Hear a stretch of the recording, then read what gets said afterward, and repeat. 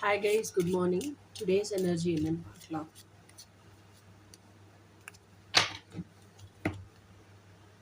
Today's energy வந்து seven of swords.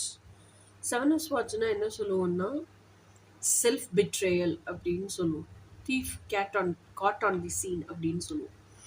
அதாவது தவறு செய்கிறவன் தவறை செஞ்சுட்டு பிடிபட்டுட்டான். அப்போ பிடிபட்டவன் எப்படி இருப்பான் அப்படிங்கிறது தான் செவன் ஆஃப் ஸ்வாட்ஸ்.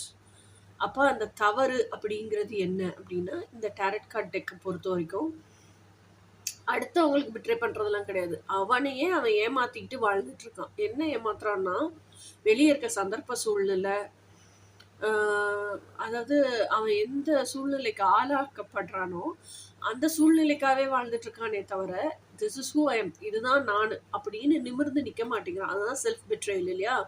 ஸோ என்ன பொறுத்தவரைக்கும் செவன் ஆஃப் ஸ்வாட்ஸ் அப்படிங்கிறது செல்ஃப் பிட்ரேயல் லைஃப் அப்படின்னு சொல்லுவேன். ஸோ அப்போ அந்த செல்ஃப் பிட்ரேயல் லைஃப்ல யார்கிட்டயும் பேச மாட்டேங்கிறான். அவன் பாருங்க மூஞ்சியவே மூடி வச்சிருக்கான். தான் யாருன்னே தான் தெரியாம வாழ்ந்துட்டு இருக்கான். அவனுக்கே அந்த செல்ஃப் ஐடென்டிட்டியோ இல்ல செல்ஃப் ரெகக்னைசேஷனோ இதுதான் நம்ம எசன்ஸுங்கிறதோ இது எது மேலேயும் சிரத்தை இல்லாம அக்கறை இல்லாம வாழ்ந்துட்டு இருக்கான்.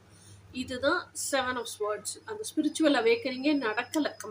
கம்ப்ளீட்லி சோஷியல் கண்டிஷனிங்கில் மூழ்கி போய் அந்த சோஷியல் கண்டிஷனிங்கிற ஃபியரில் தனக்கு ஒரு சின்ன ஆசை இருந்துச்சுன்னா கூட ஐயோ இதெல்லாம் நம்ம வாழலாமா, இதெல்லாம் வாழ்கிறதுக்கு நம்ம சரியான ஆள் தானா, இதை வாழ்ந்துட்டோம்னா சமூகம் எப்படி சொல்லிடுமோ, ஐயோ இதை வாழ்கிறதுக்கு ஒரு ஸ்டெப் எடுத்து வைக்கிறது கூட தப்பு தானே, அந்த கில்ட்லேயே இருப்பாங்க பார்த்தீங்களா.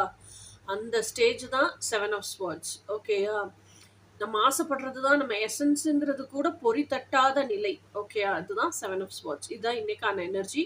இனி நாளைக்கான எனர்ஜி என்னன்னு நாளைக்கு பார்ப்போம். அன்டில் தென் பாய்.